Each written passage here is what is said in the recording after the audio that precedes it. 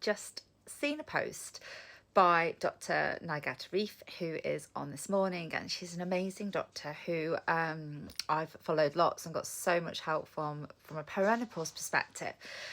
And she's done a post today, and she said that, you know, she is struggling to like celebrate International Women's Day today because of the amount of women struggling, and it really resonated with me. This week we have had the Lancet group, the articles about menopause, and lots of headlines yet again about it being sensationalized, and all these like, you know, how, you know, basically like women make a big deal out of it. And I think that's weighed really heavy on me this week. And I think it's just, I think I've just really felt it recently, how, you know, progress for us as women and how slow it feels.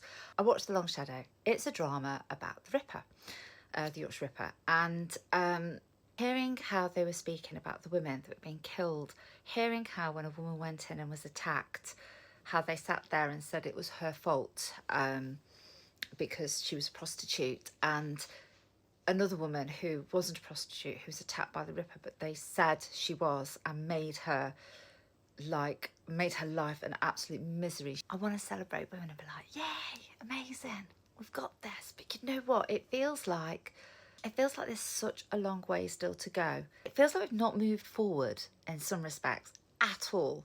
Our healthcare is, you know, we don't get the research, we don't get listened to, you know, we don't get listened to by the doctors, we don't get listened to a lot of the times in business, we get mocked, and it's a tough crowd out there for women. And, you know, as a mum especially, you know, there's all these school emails coming through, so you're juggling, you're working, you've got the school stuff going on, the house stuff going on, you know, looking after, and honestly, like, we do so much. There's still a long way to go with regards to how women are treated. Women don't feel safe walking. We don't feel safe in the day sometimes walking, certainly not at night. I see stuff on the internet and you just think there's so little respect for women out there. So that's how I feel about International Women's Day, I guess. I feel a little bit like it's lovely to have a day called International Women's Day, celebrating women's strengths. But what I would really love is if we had more respect, if we had the pay, if we had the people that listen. So many stories as I do of women that are struggling, who are going to GPs, that are being the gaslighting that is there for women in so many different forms, whether that be in business, whether that be in healthcare. It is across the board, and it is just like, we've got to change this. You know, there has to be a change.